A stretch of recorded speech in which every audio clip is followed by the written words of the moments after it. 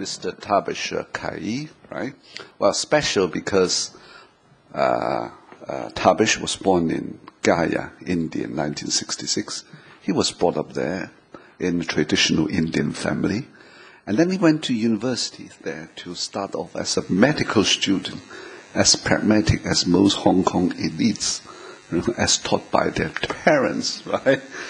And then in the middle of his studies, am I right, you deserted medicine like Mr. Lu Xun, our own writer in the 1920s, and then you opt for literature. And then, after a convoluted path, and then you end up in teaching in Copenhagen, and then in the meantime, you've come back to Hong Kong. You've come to Hong Kong and stayed with Baptist universities. In the meantime, you finished off quite a couple of great and interesting works.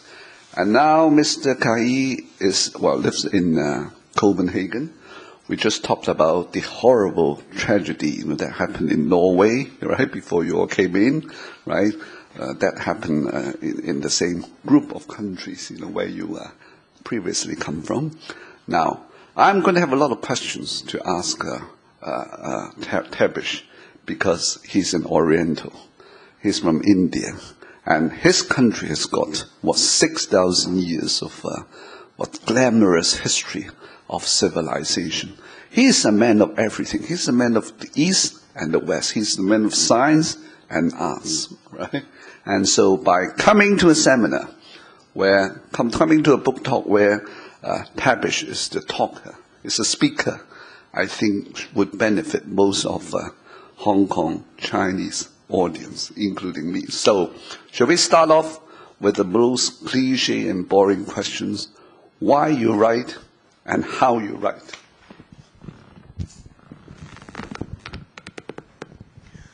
Thank you.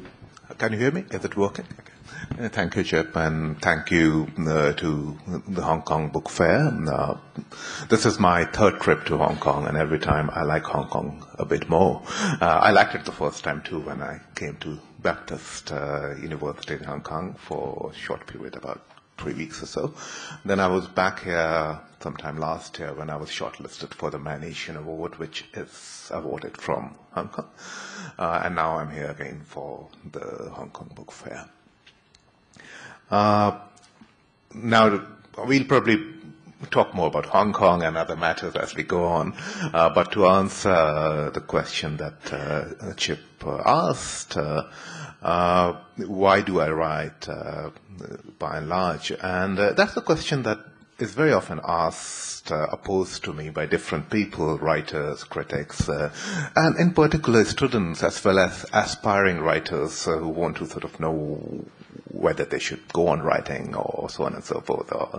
And I have an answer that's slightly different, slightly disappointing from certain perspectives. And I usually tell people, especially young people, that you should not write.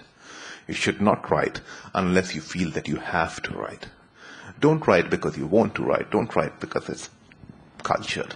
Don't write because you think you'll make money, because there are many other ways of making money, easier ways of making money.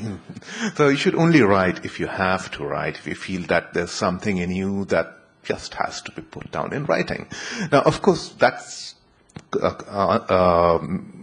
point number one. But the fact that you feel you have to write doesn't mean that other people have to read you. That's something you learn later on. You learn to communicate your ideas in a way that might be accessible to as many people as possible without you getting lost in the bit to communicate. Because again, you can communicate at different levels. To some extent, you need to have something to say. And the thing that you need to ask yourself as a writer is, can I say this in a way that will be accessible to other people? And to what extent can I make it accessible without actually losing control of what I have to say, without actually ending up saying something that is different from what I set out to say? So there's always a balance there between these two aspects, the fact that you have to communicate to other people and the fact that you still have to be true to use a cliche, true to yourself. So I guess that's the general answer, that I write because I felt that I had to write. I felt I had a story that I had to tell. I felt there were stories that were not being told. I felt that that in some ways I was not necessarily a happier person, but a better person if I kept on reading and writing. And that's also the reason why I left medicine. I come from a family of doctors. My great-grandfather was a doctor. My grandfather was a doctor. My father is a doctor. So given that background, I mean, the only career that was possible for me was medicine. I wasn't even given the chance to think about it. And when I left medicine, my father, who is now very happy with my choice of careers and tells all his friends, no, if your son or your daughter want to do something else, let them do something else. I let my son do something else, and look, now I'm so happy. But he kind of forget that for the next 6 months after I left medicine, he couldn't even talk to me. He was so upset. But the reason I left medicine was simply because I felt that for me, reading and writing and engaging with the world through writing and reading were more important than engaging to the world through medicine, though for some other people that might be the right choice. Right. Well, you were born in Gaya, India, right, from a country of Hinduism. How much has Indian traditional culture influenced your writing, the writing skill and style and your approach and your views to world and life? Right now, you are a Western writer, teaching at a very an Indian writer teaching at a very Western university in Copenhagen. How does things matters like cultural clashes, most of which are reflected in your work? One or two I'm going to talk about later. Especially this fascinating one to think about thugs, right? How do you feel as a literary character? Living in the West, do you enjoy it, or do you think your Orient? How much does your Oriental background shed light in your writing now that appeals to global readers? I grew up in a very small town, so unlike most other internationally published Indian writers who write in English, I did not grow up in a big city. And most of my education was done from this small town too. So I had finished my master's before I left my hometown for Delhi, where I worked as a journalist for 4 or 5 years, and then I left for the West almost at the age of 30 or so. So in that sense, it's a very different trajectory from other internationally published writers like, say, Vikram Seth or Salman Rushdie or other writers from an Indian background. And in that sense, growing up in a small town probably exposed me to different aspects of India, and that might be one of the reasons why I feel I have to write. And you're Muslim. You're Muslim. Well, and I'm from Muslim background, that's true. And as you said, growing up in a predominantly Hindu neighborhood. And again, Gaya, which is, of course, if many of you might know, is better known for Bodh Gaya, which, of course, is known as the place where Gautama attained enlightenment and became the Buddha. So in some ways, Gaya is where Buddhism started from. Gaya is one of the 5 of the holiest of cities for Hindus. So in that sense, even though it's a small town, it's a very rich town with a lot of history, a lot of lost history, one would say. But again, growing up in the professional middle classes, I was sent to a missionary school, an English medium missionary school, a small town, but still English medium missionary school, and they have more or less the same standard all over the world. And I grew up being taught 3 languages, a bit of Urdu back home, but mostly Hindi and English, and a bit of Sanskrit in a school, which was taught a bit like Latin is taught in the West. You learn it, but then you kind of forget it very quickly because it's not really used. So mostly Hindi and English. But of course, all the subjects that were taught to me were taught in English. The Hindi was taught to me as a language. English was taught to me as a language. But geography, history, biology, everything else was taught in English. So in some ways, English is my first language, though I cannot claim that English is my mother tongue. I would say my mother tongue is a combination of Hindi, Urdu, and English, but my first language is definitely English. All those aspects come in. But what that means is that when I grew up, especially until I finished high school, my exposure to literature was largely through English. I had read a lot of British literature, and I'd read a lot of European literature in translation. European because, of course, European literature in translation is more easy to find in English, especially Russian literature, for example. I mean, for some reason, my grandfather had a collection of all the great Russian texts in English, and I kind of stole books from his library and read all of them. So it was only in college that I started discovering other Asian, even Indian literatures in translation. Of course, I'd read some of the standard Hindi writers like Premchand in Hindi as part of my Hindi language course, some of the standard Sanskrit writers, but that's a bit like now most of us have read a bit of Shakespeare, a bit of Wordsworth. Wasn't any in-depth engagement. But after I opted out of medicine, I started studying literature. I decided to educate myself, and I went back and read many of these texts, especially Urdu poetry and Hindi fiction, mostly in Hindi and Urdu. Urdu mostly in the Devanagari Hindi script and so on and so, but that's too complicated to get into. And a lot of it in translation. So in that sense, what I'm trying to say is that while I grew up in an atmosphere that was pervaded by other languages and other cultures and was heavily Hinduized, but also with Buddhist and Muslim and Christian influences, because I went to a Roman Catholic school. So, I made a conscious effort to understand some of the other traditions only much later in my life, partly because of my education. How later? In your teenage, right? What do you recognize about writing, at the later stage of your life? Yes, right. So I mean, you sound like you come from a similar background as most Hong Kongers come from. I mean, we know a bit of everything. I mean, Cantonese as our native language. We have been listening to Mandarin or a bit of a Shanghainese, but most of our Hong Kong children go to English schools. How come so many Hong Kong parents and students still complain about the poor and the deteriorating quality of the English skills? How was English taught in India? I think there are certain differences between Chinese regions and India. First of all, I think some of it has to do with the kind of colonization that took place in both these parts of the world. India was colonized in a slightly different way, and quite early in the 18th century, early 19th century, there was this debate between in those days it was the East India Company, but let's say the British in India. And there were a group of British scholars and administrators who did not want to teach Indians in English because they insisted that Indians should be taught in their languages.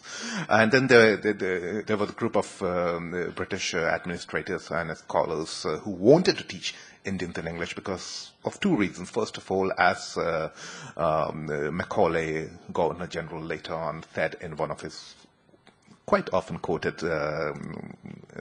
articles, reports, he says, a single shelf of a European library is worth all the literatures of India and Arabia. Okay, so there was this kind of course, colonial hubris, but there was also a practical reason, two practical reasons. So first of all, administrators were under great pressure by missionaries to work more actively at converting Indians. And they did not really want to do it because most of them just wanted to run the country or make money. They didn't want to start interfering in people's religion and cause trouble, maybe even lose some of the lucrative businesses. So one compromise that they found was actually to teach English literature instead of actively working to promote Christianity, leave that to private missionary bodies and actively work on promoting English literature. Now, anyone who has read Milton and so on and so forth would know that you cannot really study English literature without learning about Christianity. So that's one of the reasons. The other reason was, of course, that they wanted to create a buffer class between the majority of Indians and ruling Europeans, and their English education was very useful. So in that sense, I think the kind of class I come from, we have been taught English for at least anywhere between 4 to 8, 9, 10 generations. And in that sense, I think over the last few centuries and decades, especially after independence, I would say, first of all, of course, we have this long background of having to write in English, but along with that, after independence, we seem to have lost some of our fear of English.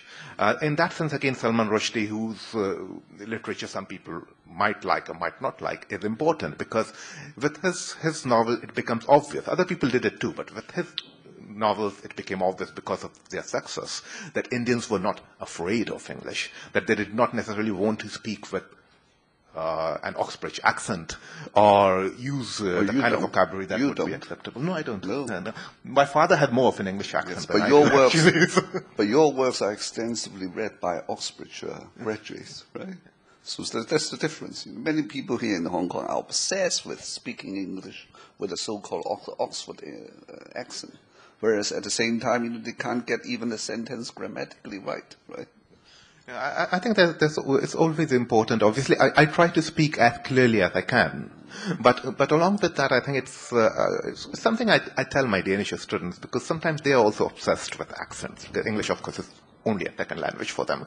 And when they learn English, they want to speak English, what they think is correct English, which is a very clipped version of British English or a certain version of American English. Okay? And I keep on telling them, look, you have to speak as well as possible, as clearly as possible. But why do you want to remove all traces of your own language, Danish, from the language you speak? Why don't you retain the traces that are useful and that do not hamper communication? Because obviously you are Danes and you speak English. That would be the way I would like to hear you. But that's, of course, my position there. Well, I wish some Hong Kong school teachers were attending the talk today, right? So, I mean, you answered some of the questions I've been bearing in my mind, because I always thought that the way the British colonized India was very much different from what they did to Hong Kong. Well, when they landed in India, they knew straight away that India was a nation with 6,000 years history. They were trying to swallow a huge piece of cake, and you look at the size of the Indian territory, and it's got very rich religious and cultural diversities, Muslims and Urdus, hundreds of dialects. So they had to adopt a very different educational policy, as you say, to convert the Indians, and at least the young elite Indian class, culturally rather than religiously. So they left aside Christianity, and I wouldn't say indoctrinate, but allured the Indian elite into appreciating the beauty and the delicacy of English literature, whereas some of the English literature is anti-Christian. Look at Percy Shelley's poetry, Bertrand Russell's essays. It doesn't matter. Right, so this is a very subtle colonial educational policy. Because that reminded me, actually, that was one of the things that happened when these administrators promoted English literature as a bit, or some of them anyway did so, as a bit to promote Christianity. What actually happened was that Indians used the same literature to argue against Christianity as well as their own religions. Because the assumption was that if we introduce them to all these great texts from the West, they will end up criticizing their own superstitions, which some of them did, but they extended the criticism to Christianity too. So in some ways it didn't work. Whereas when they colonized Hong Kong in the year 1841, since then, the British knew very well Hong Kong's geographical position and its economic and social function. Hong Kong is nothing more than a financial entrepot. It's a place for money making, right? And that's all. So when they colonized Hong Kong, the population was a few thousand of fishermen and peasants, right? And native Cantonese. There was very little sophisticated cultures there, apart from the art of fishery, right? So English education had been designed to, tailor-made for Hong Kong in a way that business English was had more or less been dominating the English English curriculum in Hong Kong, so that we had been taught the kind of business English, counting how much we should get as perks, under the table money, discount and that sort of things, right? The lady down there laughed when she comes from Lantau Island, I'm sure, it strikes a tune of agreement in your mind. So there's nothing to complain. I mean, Hong Kong has been handed back to China, right? For 14 years, not a single Hong Kong SAR education official has ever mentioned what was wrong with our English education curriculum during the colonial years. And just look at the English-speaking countries. There are hundreds, if not thousands, of India and Pakistan-born English writers who write immaculate English, like Salman Rushdie, right, like you, and the Indian written English with an Indian style strikes me with a type of very special flavor, with a finesse, with a refinery that corresponds to hundreds of tastes and flavors of perhaps Indian spices, right? So that is the kind of stuff you don't get from an editorial, say, from the Sun newspaper in the UK, right? And apart from that, not only novelists and poets, right? They are English film directors, right? Film, cinema, one of your interests, right?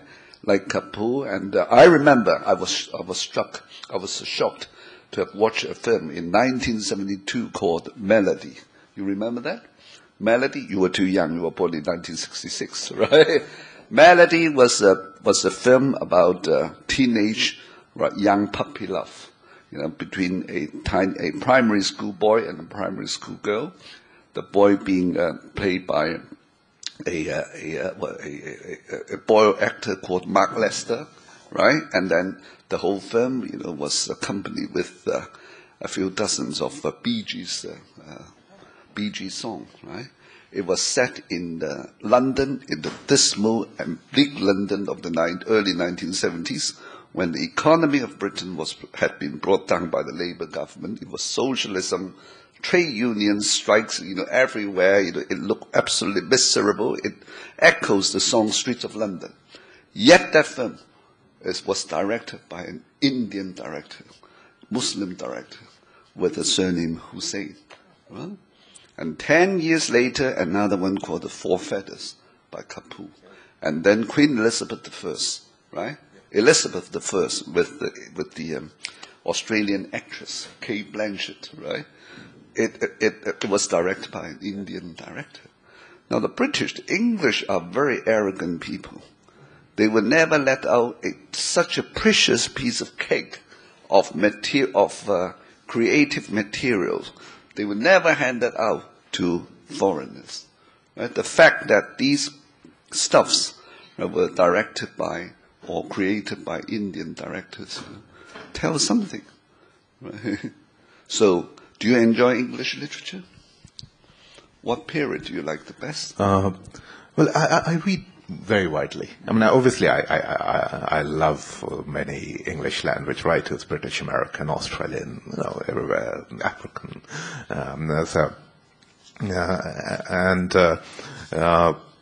I think I read quite widely, but by and large, if I have to focus on fiction, I would say that my favorite writers were mostly born between around 1800 to 1950.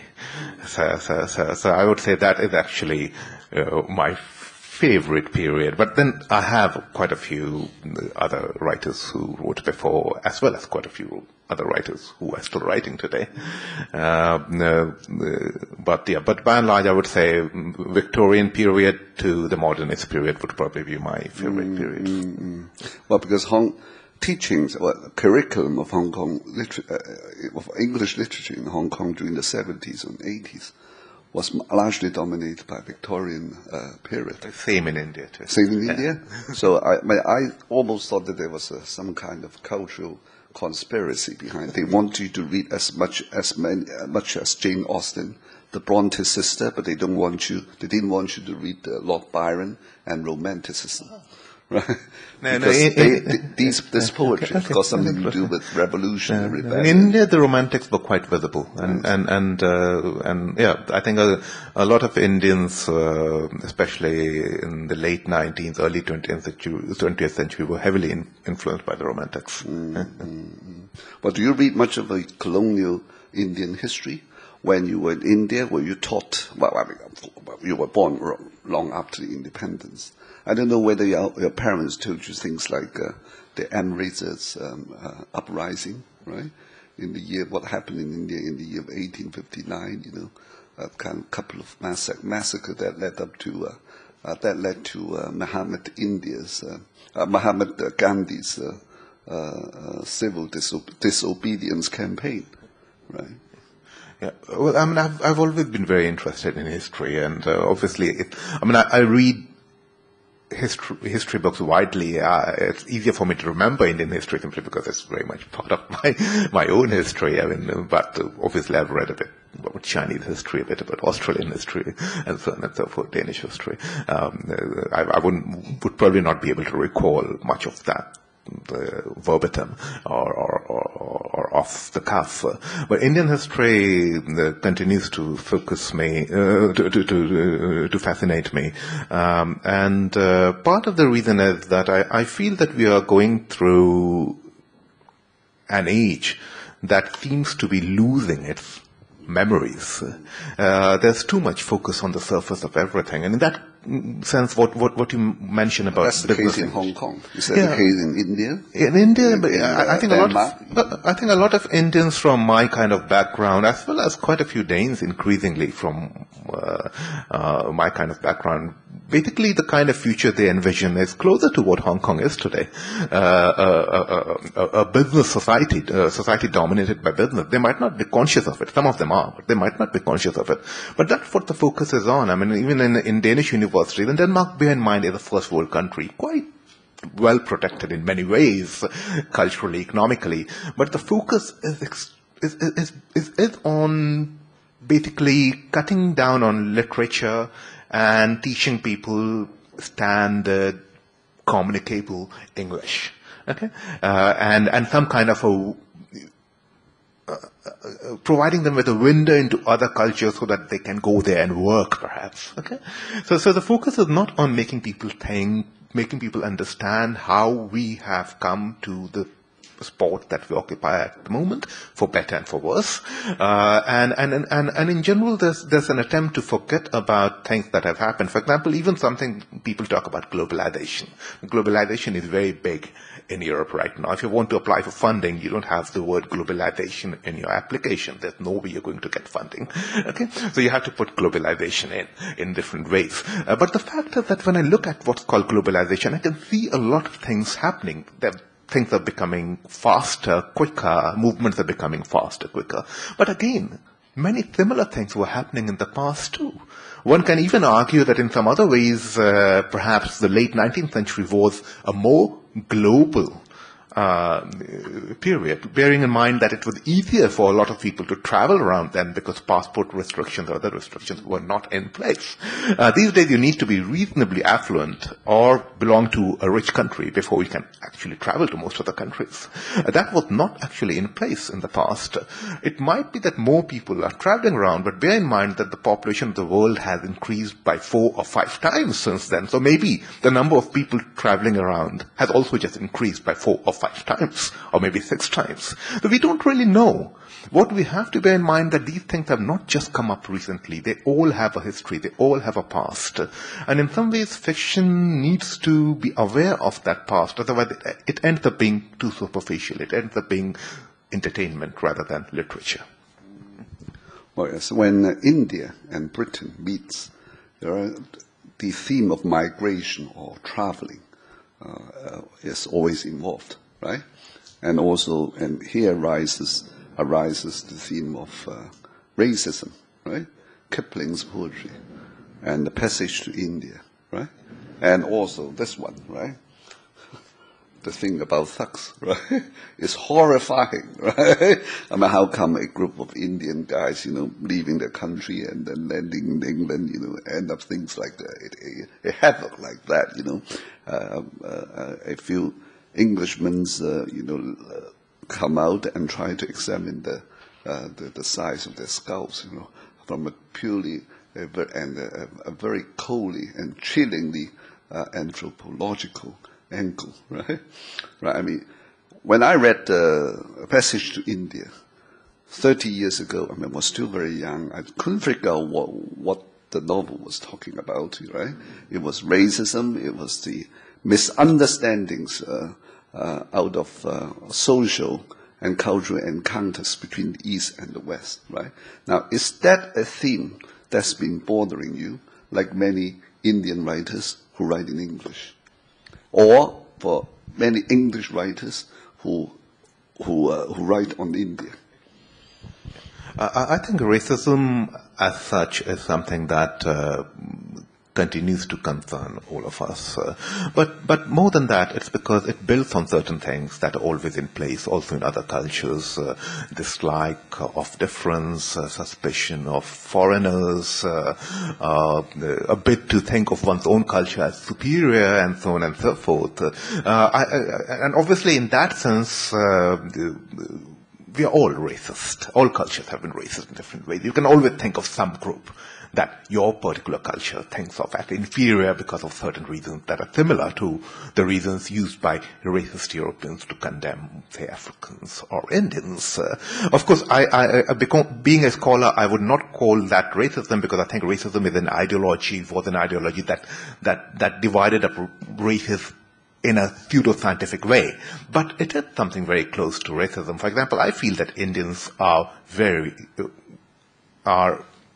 can be, or have racist prejudices when it comes to Africans, black Africans. And there's no way one can deny it. When it comes to Chinese as well. Yes. Exactly. I mean, our Monkey King used to come from India, from your epic, right? Yeah, and one can argue that some of these prejudices go back, so that all the gods who actually have an aboriginal background are depicted as blue, when actually one can argue that they must have been black or dark. And some Indian anthropologists have made that argument. So we have that problem. Now, of course, there's another side, a more deeply philosophical side to it. This is a socio-political, humane aspect. But a philosophical side, which is, how do we actually relate to other people who are different from us? And in some ways, Kipling and Forster, and they're both among my favorite British writers, and the two great British writers who wrote fiction from India. The other great British writer is George Orwell, but he did not write fiction from India. It's the Burmese days and so on and so forth. And they're very different writers. Kipling, for example, is a racist in many of his statements, especially his journalism and some of his jingoistic poetry. But, and I'll come to that part. And Forster tries very hard to oppose these racist prejudices and so on and so forth. But something strange happens in their fiction. Kipling, for example, even in his poetry, the East is East, the West, and take up the white man's burden. Exactly. But that poem ends with these lines, but there is something, I'm paraphrasing it. There's neither East nor West when two strong men meet. Okay? Now, you can accuse it of being sexist and all that. But he starts with the statement that we can never meet. He ends with a statement that we can meet. Similarly, in his great novel, Kim, you have all these prejudices against Indians like me, English-speaking Indians. He was more suspicious of Indians like that because we were in between. We complicated matters of identity. So, so there's this character called Hari Babu, who is an Indian like me, but he's depicted as the typical Babu, which means English-speaking Indian, unsporty, untrustworthy, obese, comical, so on and so forth. But at the end of it, he saves the entire British Empire through an act of intellectual and physical heroism. So while the novel claims that these people are not to be trusted and are not heroic, it shows these people as extremely reliable and heroic. Okay. Now Forster does something else. Forster, throughout his passage to India, tries to stress what he used to call only connect. The only thing we need to do in literature and as people is connect. But then what happens in the novel towards the end? People cannot connect. The land itself comes up. When Aziz and Fielding are riding together, the land comes up and divides them. So again, in some ways, both these writers, despite their political differences, are dealing with the fact that while there are things that connect us, there are also things that divide us. Difference. And how do we deal with difference? That is something we cannot resolve. Because the argument that the only way to deal with difference is by civilizing people into becoming like us, means that we are not dealing with difference. What we are saying is that we have to erase difference. On the other hand, the argument that we do not have to deal with difference because people are basically like us is also similar. It says that basically there are no differences. So again, we are not dealing with difference. The fact is that there are a lot of similarities, but there are also differences. And we have to deal with both. That's what makes us human. That is the great struggle, the great challenge that all human beings have, all societies have, and will always have, no matter what happens. Well, I mean, during the time of E.M. Forster and Kipling, there was no such term called multiculturalism. Now, multiculturalism once seemed to be the answer, but now the very concept or belief seem to be crumbling, right? I mean, you have countries like France or others in Europe trying to legislate laws to ban certain a public exhibition of some Islamic costumes or whatever. What do you approve of that? It's a very complex question. I'll need 4 or 5 minutes to answer this. So, first of all, multiculturalism, and then the veil and parda and all that. Okay, multiculturalism started off in a number of different ways. To some extent, in Europe, it was a political gambit, and I always had a problem with that kind of multiculturalism because it appeared to be an evasive tactic. There was this assumption that, well, you have your culture, you have your cuisine, we have our cuisine, let's all have a bit of, I'll come and eat a bit of your cuisine, you can come and eat a bit of my cuisine, and we'll all be happy together. But that doesn't work. That's just a political gambit. But of course, there's a deeper kind of multiculturalism, the fact that no culture has been pure. All cultures are intermingled. All cultures have been informed by each other. All cultures affect each other. And that multiculturalism is a part of every culture. It exists inside every so-called pure culture. So, and in that sense, multiculturalism is also valid. So one has to keep those two definitions in mind. And that is, again, if one has those two definitions in mind, then one can understand what's happening with, say, the veil or the parda. I will say the parda because that's actually more important, because the Islamic overall body coverage. Because there again you have two kinds of reduction taking place on both sides. On the side of Muslims, who argue that this is the only way of being Muslim, which is problematic because it never has been, and one can even take up Islamic texts and prove that that kind of that kind of dress is not necessarily something that Muslims have to put on themselves. Now, I'm leaving out the gender aspect, which is something I'll come back to again. So So there's a simplification there based on some definition of a pure religion, which again has not existed. There is no pure religion just because religion is also cultural. All cultures are mixed and all religions are mixed and they share a lot of things. Now, on the side of Europe, again, there's this simplification. Oh, Muslims are new.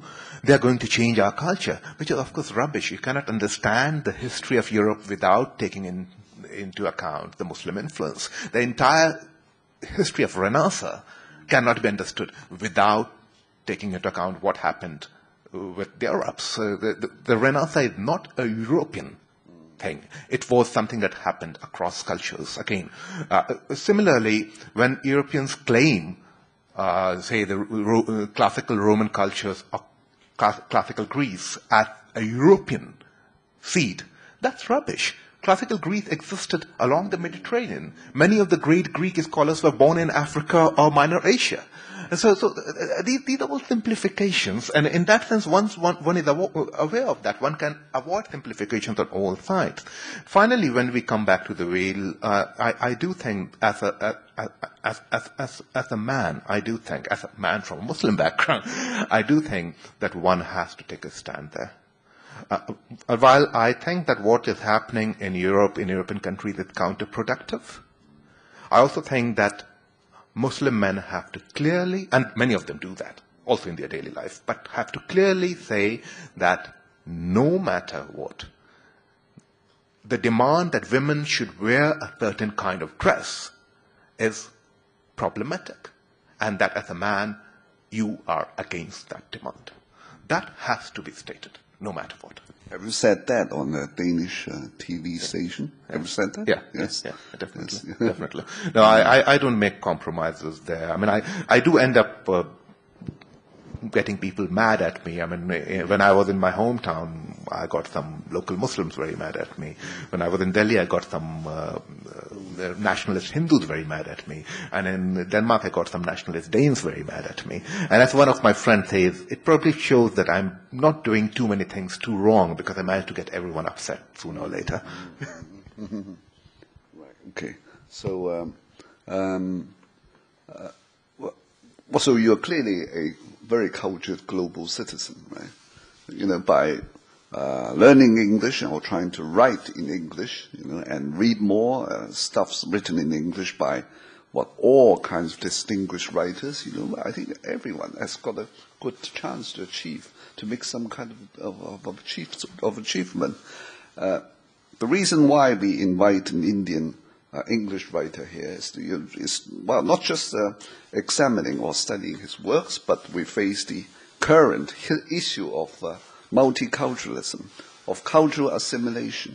We, the Chinese, used to assimilate Buddhism, you know, something that came from northern India 2,000 years ago, and Buddhism has been a part of Chinese culture now, you know, in Chinese language terms and vocabularies, you know, that were used to be translation from the Indian language.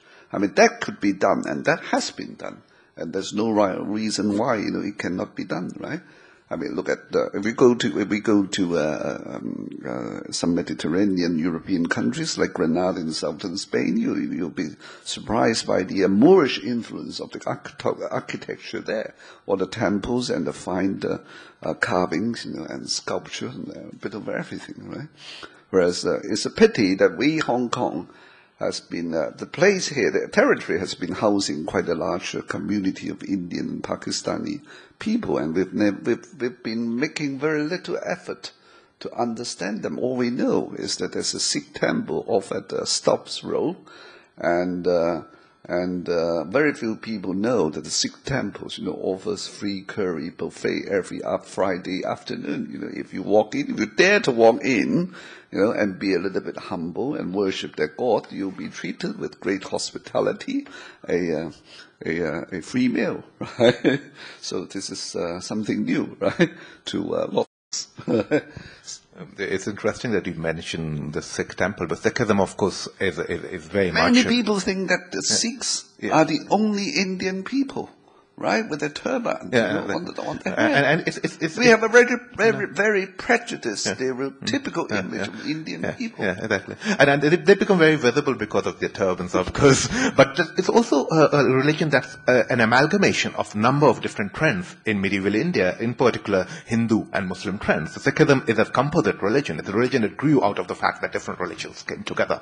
Later on, of course, it took a number of different political turns, but that's another matter. So in that sense, it's extremely interesting. And again, I mean, what you mentioned about the Chinese-Indian connection, one of the sources of this novel in particular, and actually one of the characters there is her name is spelled in a way that might make you think that it's Chinese. It isn't. That's actually the way that the British sometimes spelled a phrase. But I kept that Chinese spelling for a number of different reasons. I hope that will become clear. But this came out of a kind of research I did 8 or 9 years back when with some of my friends, European friends, we sat down and we were discussing travel literature. I'm interested in travel literature. And we realized that all anthologies of travel literature are anthologies of European travel writing or Europeanized travel writing. And we said, but haven't Asians and Africans traveled? And between us, we could think of 20 or 25 texts. Then we said, let's do some research. And then we came up with at least 100 different texts. And we compiled some of them, 40 of them. And we decided to start with texts that were more or less travel texts. Of course, one can go back and talk of travel writing and the ancient Indian epics and so on and so forth. And the earliest texts we started with were actually Chinese texts from the 5th, 7th century. Chinese Buddhist monks who came to India and left accounts of their... and similarly, you have all these texts going back to the Victorian period where you have Indian nurses and sailors living in London. And that, of course, those are the characters you find in this novel. Okay, right. Well, time is... left to the floor, for any questions, related to anything you wish to ask. Yes, the lady there.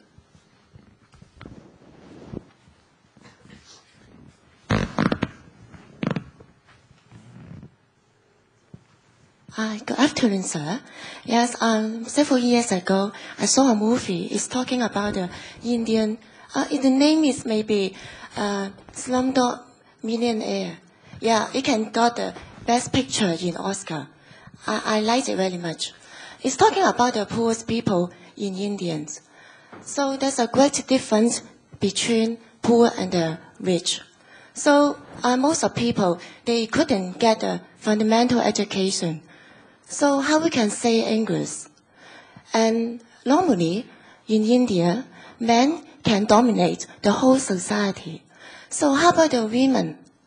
Can they get the equal opportunity to learn English?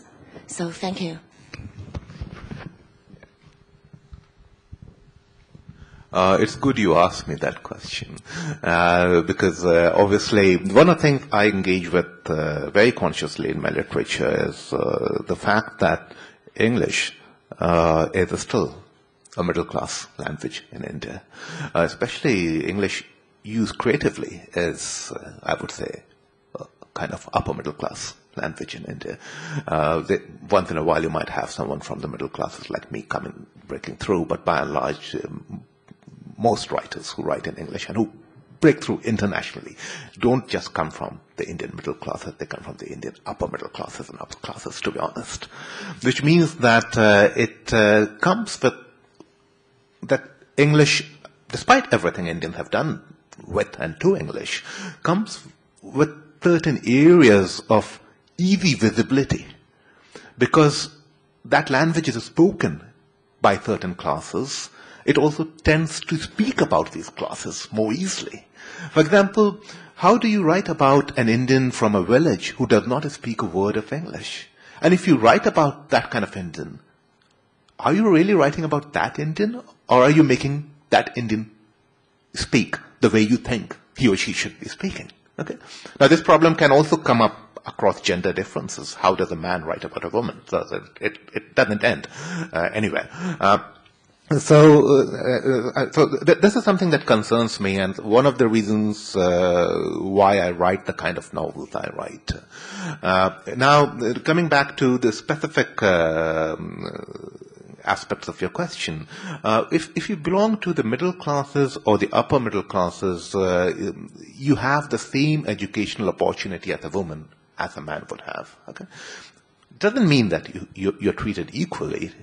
By no means. Of course, as a woman, you have to have a career, but you might also be expected to come back home and help with the cooking.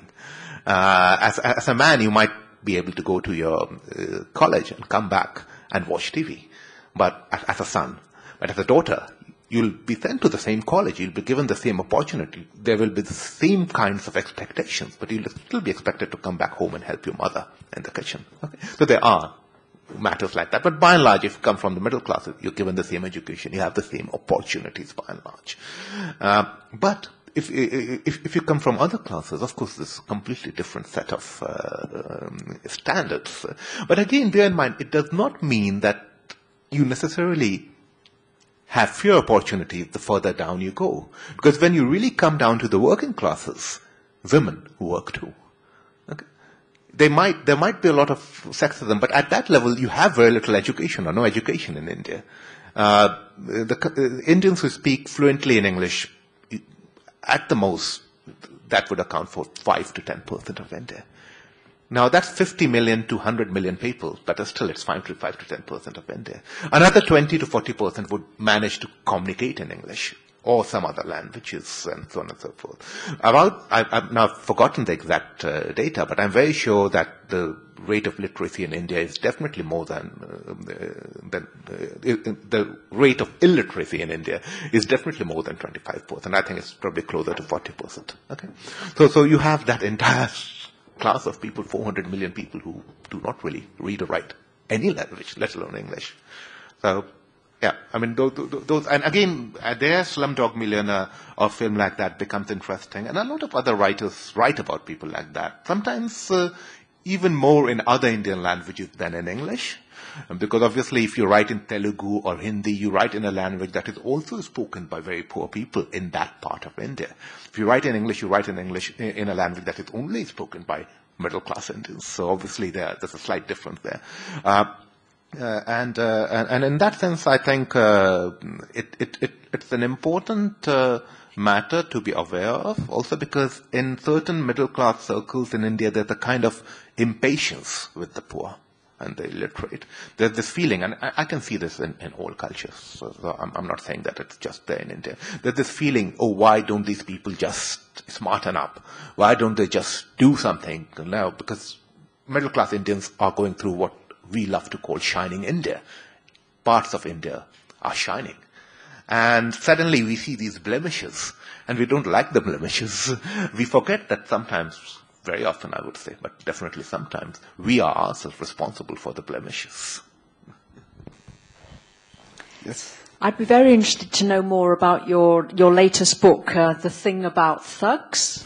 Is it historical fiction? And, what's the motivation and what's it about, please? I was told by one of my friends some time back when I had a presentation like this one, and this is a friend who had known me for ages, and he attended the presentation because it happened to be in his town, and he said to me, "But why do you have to make your answers so complicated? You probably lose readers because you make your books sound more difficult than they are." So I hope I'm not doing it. Yeah, but I'll probably end up with a slightly complicated answer. So, in some ways, this is a historical novel. But in some ways it isn't, because I'm very skeptical of the concept of a historical novel. I feel that there's too much pressure on writers like me to communicate a culture or an insight into a culture. And I feel that while I'm willing to do that in my academic writing, in my journalism and all the rest, I'm not willing to be considered a reporter in my creative writing. I insist on being accepted as an artist in my fiction writing and my poetry, which means that while I play with the genre of historical fiction, I also insert things that make visible the fact, at least make it visible to the careful reader, that this is a work of art, and in that sense, it is artificial. And that is quite important for me in all my fiction. Well, the novel is set in Victorian England, right? Victorian age is an age of contradictions. It's an age of Renaissance, the growth of liberalism, and at the same time, because of academic figures like Darwin, is also an age of racism, of extreme prejudices. You have on one hand, you have on the one hand things like John Locke, right, and all the thinkings and ideas of human rights and freedom, etc. On the other hand, you have people like Gaston, Darwin, who stress racial superiority as a new anthropological theory, with very few people who dared or knew how to challenge them. So, I mean, Victoria is a fascinating age, right?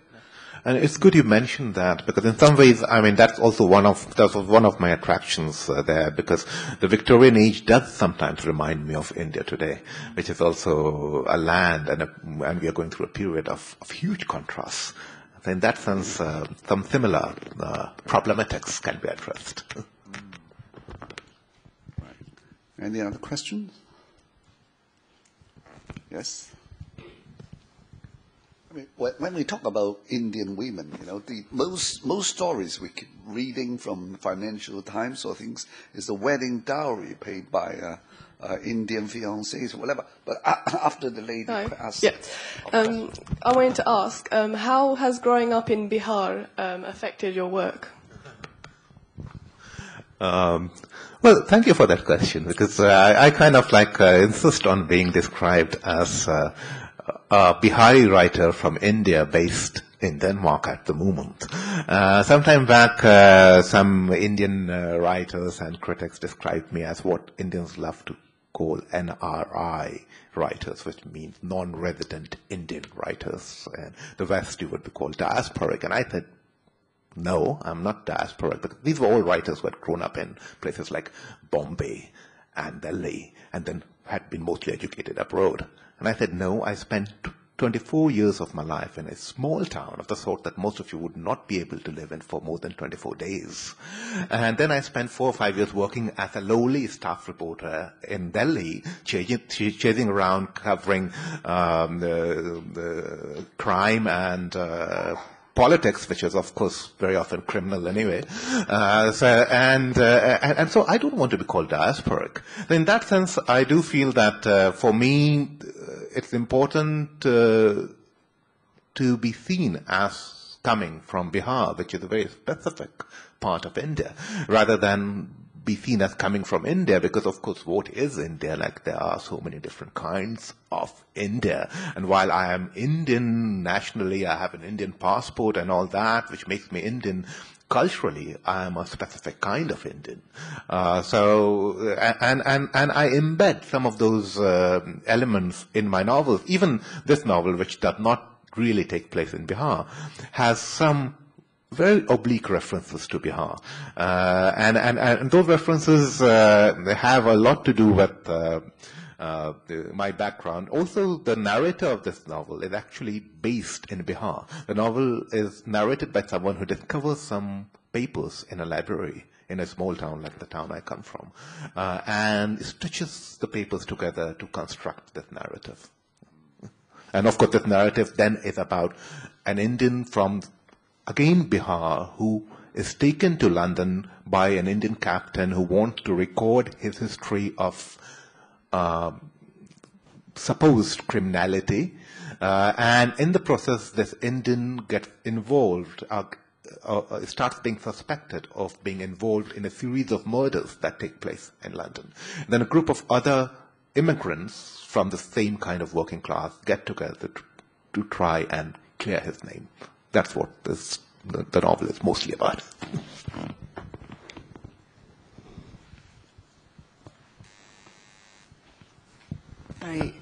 On page 3 of filming, you have about 2 or 3 pages without any punctuation.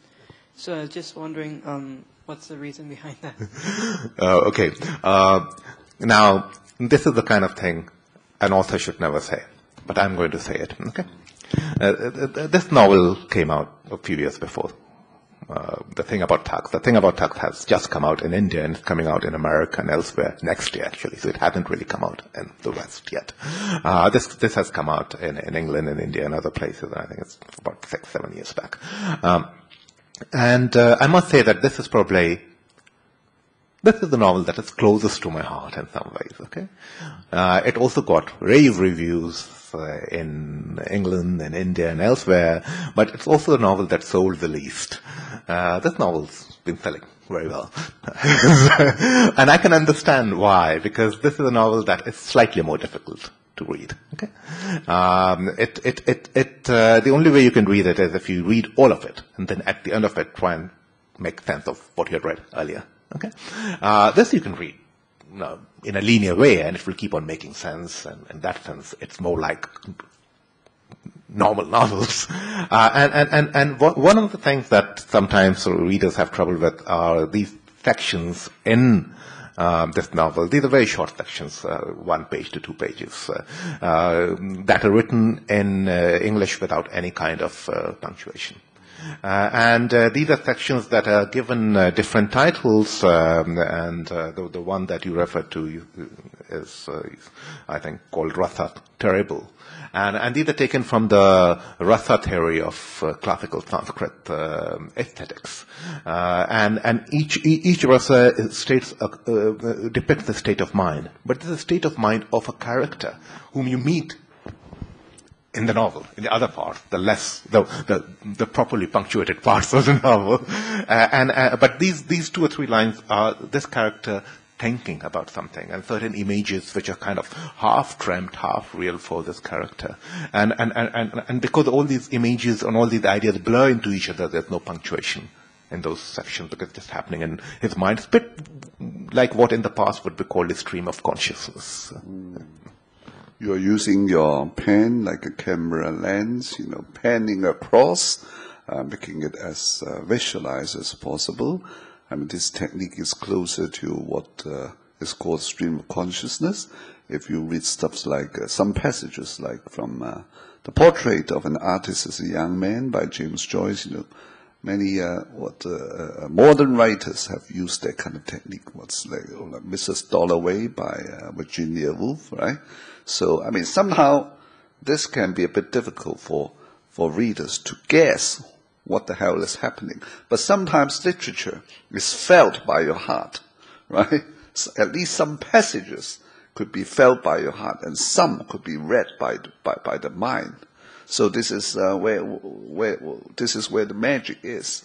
I mean, it's a startling and shocking opening, right? So.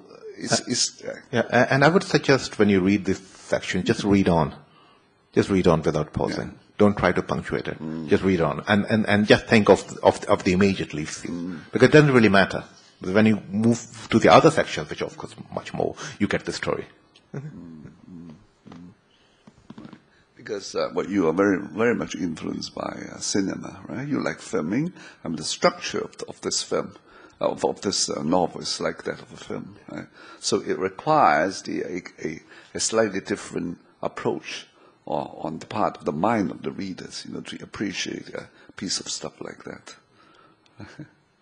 So it's just like watching abstract paintings, Cubism by Picasso. When that came out at the turn of the last century, many people were mystified what it is about, why the woman's face could be cut into different pieces, right? So, I mean, that's what you call modernism. It's got the influence, it had the influence across genres and different ways of creativity, ranging from paintings to music to literature. And just one more matter, because this takes place largely in the 1940s, and that was also the period when that kind of a style was being used by writers who were writing in English and some other European languages. So, and I do bear these things in mind. For example, here the style is closer to what you will encounter in late Victorian fiction, very hefted, formulated sentences. Well, you seem to have a bit of an obsession with the past, with the colonial past, right? 1940s, the Victorian age. There was when, India. I think, is that more or less how India is largely defined, right, in the West? I think I haven't really been able to do that, and that's one of the reasons why I haven't written what would be called absolute bestsellers, and I have novels that get good reviews and some of them sell, but they don't sell like, say, the novel on which Slumdog Millionaire was based. And part of the reason is that I don't always cater to some of these standard expectations. So while I engage with the past, for example, I don't go to the hill stations in India. If you talk about a kind of British presence, it's a good idea to base your novel in the hill stations because that's a very British Raj nostalgia element. Or do some kind of multicultural London novel. And I did, this is actually my tongue-in-cheek version of this multicultural London novel, because all these multicultural London novels, some of them excellent novels by people like Zadie Smith, Monica Ali, take place in contemporary London. So I decided to write a multicultural London novel that actually takes place in London in the 1830s, 40s. So in that sense, I'm interested in history, but I don't always select what would be easily marketable. This novel too, when I wrote this, I had a contract with the British publisher that published it, and they asked me, "Oh, what are you working on?" And I said, "Well, this is what I'm working on." And my editor said, "Oh, that's good. You're writing your Bollywood novel." And I said, "No." And I said, "Why not? It's about Bollywood." I said, "No, Bollywood is a term that came up in the 1970s. This is a novel that more or less ends in the 1940s. If you want to," then she said, "Oh, but can't we describe it as your Bollywood novel because everyone wants to read about Bollywood?" I said, "No, you can describe it as my Bombay films industry novel, not my Bollywood novel." So, and they were so disappointed because, of course, Bollywood sells. Bombay film industry, who knows? But that's what Edward Said called Orientalism, right? Yes. But I remember when I saw a film in the early 1960s. My parents took me there. It was a film now you can't find it on the DVD anymore, called Junction Bovenai, right? It was starred by Ava Gana and Stanley Stewart Granger, right? I mean, it was set in India shortly before independence. So all the Indian people, were just nothing more than a big blurred crowd of background, right? Creatures, right? Buzzing, with boisterous, with noise, but the focus, the limelight, the limelight is on the couple, the Caucasian couples, whose romance and who are struggling to escape from the country, and that sort of things, right? So have you lived in the UK?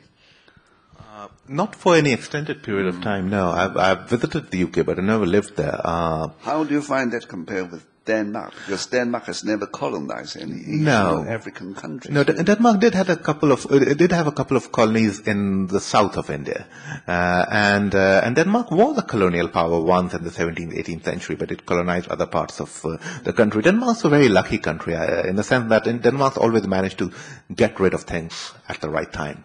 So there was a time when it was the leading slave trading country in Europe, but it got out of it before slave trading became unfashionable. There was a time when it was a major colonizing country, but it got out of it before being a colonizers became unfashionable. It lost territory to both Sweden and Germany, which means that Germany has a Danish minority, and Sweden had a Danish minority, but Denmark had no ethnic minority, which means that it's very easy for even well-meaning Danes to be patronizing with people like me and kind of say, well, we are not used to people like you, we are old. Well, as one of my Danish friends says, Denmark is the only tribe that became a nation state. And there's that element of truth there. But now, before I sum up there, and England is very different there. I must say that England is much more mixed and much more aware, even internally. And when we say England, of course, we mean Britain. If you say Britain, you know how many different nationalities and cultures are already involved, let alone, of course, the fact that the British have been very conscious of their colonial history, for better and for worse. But having said that, the novel I've just finished working on, and that will come out in India next year and in the West the year after. I always publish in India a year before I publish in the West because I want to be seen as an Indian writer based abroad and not vice versa. And that novel, I won't tell you the story, but that novel takes place in contemporary times. So I have stopped being historical in contemporary times, and it is called How to Fight Islamist Terrorism from the Missionary Position. That's very interesting. Thank you. I used to have a Danish flatmate when I was in London, and now you're living in Denmark. Do you think that Denmark has got it right when it comes to multiculturalism? I mean, has any country got it right? Because you were saying that this, I try your cuisine, you try my cuisine, that doesn't work. So what works? No, when I started off, when I moved to the West for the first time, I was skeptical of the discourse of multiculturalism that I sometimes heard.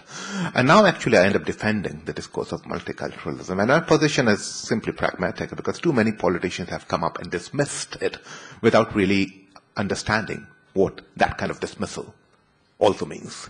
So while a certain kind of simplified multiculturalism, commodified multiculturalism is problematic, the fact that all cultures are multicultural is, of course, also essential. So, and what really works in this case is an honest desire to accept the fact that no culture has ever been pure. All cultures are influenced by each other. That while we can learn from each other, we'll also be challenged and frightened of each other because differences enable you to learn, but differences also frighten you. So an honest desire to accept the good and the bad as coming together, which is very different from this kind of multiculturalism, which means visiting an Indian restaurant or a Chinese restaurant and having a bit of cuisine there and feeling multicultural, because that's not really being multicultural, that's just being rich. Okay? And there's a difference between the two. David? Yeah, Tabish, I was very interested in the comment that you made when you began by saying that writing is something that, if you're going to become a writer, that's something that you have to feel that it's something you have to do rather than something you just want to do or, something to fill in the time. I was wondering whether you could talk a little bit about the creative process. And, well, let's take the book about the thugs. I'm wondering whether you could just tell us how such a book comes to you. I mean, what are the kinds of ideas that come to you that make you feel that this is something you just have to write? And I'm wondering, for example, does this come, partly from your reading of history? You've talked about, being a wide reader of history, and of course that's very obvious in the thing about thugs. So did this come from your historical reading, or I guess it had a multiplicity of sources. But I wonder if you can tell us how you kind of, you've got something and you're bringing it together. I think there are probably people in this room who actually would be interested to hear about how a writer goes about that kind of thing. It's an extremely vital question. It's also a very difficult question to answer, and I'll try and do my best. Before I start answering it, I must say that the three novels I've written before the one that I just mentioned, the one that I've almost finished writing, How to Fight Islamist Terrorism from the Missionary Position. The three novels I wrote before this one, the new manuscript, have been quite different. Because those three novels I started with, the way to understand it would be to think of the fact that I knew the size of the canvas. I knew what colors I wanted to put on that canvas. And I knew some of the figures that would appear. But I did not have a clear vision of the painting. Okay? As I started putting those colors on that canvas, as I started sketching those figures, some other colors, not major colors, but some other minor colors appeared, colors that I thought would not be there. Some other figures, some other lines appeared, lines that I thought would not be there. And some lines or some figures that I thought would be dominant became less dominant. So at the end of it, I still got the canvas I had in mind. I had the tone and some of the figures, but it was not exactly as I had imagined when I started off. Okay. The new manuscript, the one that I finished, with that manuscript, I had the entire story. I had all the characters. And I sat down and wrote it in 6 months. Now, all my other novels take me between 2 to 3 years to write. Have taken me between 2 to 3 years to write. This one took 6 months. Now, why? I don't know. I was a bit worried because I said 6 months, that's not enough. Perhaps because it's based in contemporary Denmark. Perhaps because it's an idea I've been thinking about for the last 10 years, ever since I moved to Denmark. People kept asking me, are you going to write a novel set in Denmark? I kept telling them, I don't know. I don't feel I can write about Denmark yet. But of course, I had been thinking about it. And then one fine morning, all of it just fell into place. So I think in my case, I can think of these two different kinds of creativity. But of course, again, the novel that I finished writing is not just based in contemporary Denmark. It's also more of a humorous, satirical novel. So perhaps there's also a difference of genre here because the other 3 novels were different. But by and large, I would say that's how I begin. I have the canvas in mind, and that's very important. I more or less know how the novel is going to begin and how it's going to end, more or less. And I have the main figures in mind. I have the main tones in mind, the main issues and themes in mind. But a lot of other things can change as you work. It's not as if I end up with exactly what I had set out to create. It's like parachuting. You take the leap and you leave yourself to the wind, right? And then hopefully you safely land on the ground. Yeah, and don't break your legs. Yeah. Occasionally you do, right? As long as you're in one piece, that's fine, right? But you leave yourself to the wind, right? Okay? So, yes? What do you think about e-books? There's only one e-book that you can download more than 1,000 studies. So do you think as a writer, it may influence all the writers living? Electronic books. The e-book. What do you think the e-book is quite popular now. It's a universal question I put forward to every writer. I have a slight hearing impairment, which is why sometimes I have trouble following questions. Well, I don't have a slight hearing impairment, but anyway, that's what I like to call it. But I'm trying to educate myself, okay?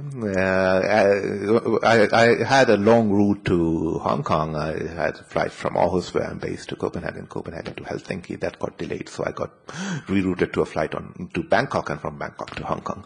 And the last leg, the gentleman sitting next to me had a Kindle and was reading. And I'd never been sitting next to someone with a Kindle, that close to someone with a Kindle before. So I kept on kind of like taking a look at how it worked. But that's how ill-informed I am at the moment. I still like the feel of paper. I like being able to thumb back and forth. I like being able to look up 3 or 4 pages at the same time, which I cannot do at least on my computer. I don't know whether it's possible on Kindle, whether actually you can have different pages juxtaposed. So if you want to look at page 28 while you're reading page 140, you could have page 28 next to page 140, which you can in a book, because you can be reading here and you can go back and look at this page. Okay, and that worries me a bit. I sometimes wonder whether that kind of reading is not going to change the way we read altogether. Some of it will probably be for the better, some of it will probably be for the worse. But I do feel that, for example, younger people, I feel that they have a more breathy way of reading, as if they read things much faster. And sometimes I wonder whether that doesn't have to do with computer screens. For example, when you read a novel or read a book, your eyes follow the words in one direction. Okay, but when you read on a computer, the cursor moves the words up too. Okay. So you read much faster, or you can read much faster. Your eyes go this way and the text go that way. Okay? So it's very easy to read things very quickly on a computer screen. And I don't write the kind of literature, I feel I don't write the kind of literature that should be read too quickly. So there's one part of me that seems a bit worried. Is this a trend that's going to help writers like me? Or do I need to actually write different kinds of literature? Some ways the novel that I have just finished writing might have been influenced by that, also because it's based in contemporary times. For example, I've used shorter sentences. Now that's one of the things I can see happening. Some people just cannot write complex sentences anymore. They can only write simple sentences. And that might not be a bad thing, but for me it's a kind of pity because language has to have all these different registers, and for me one of the things I like about Victorian literature is the way sentences can somehow suggest the movement of an idea. The sentence starts with another idea and it ends by actually complicating that idea altogether. Someone like Joseph Conrad does it all the time. Well, you use some very short and laconic sentences, and at the same time, you use very long and convoluted sentences, just like skillful use of daggers and long swords. Right? Thank you. So, right, we're coming to the end of the session, and thank you very much. Thank you for being here. I think you have got much for us to learn. We all come from Oriental backgrounds, and thank you for your inspiration. Do come to Hong Kong again. Thank you. It's been lovely. Thank you, Dr. Khair and Mr. Cha, for the inspiring sharing.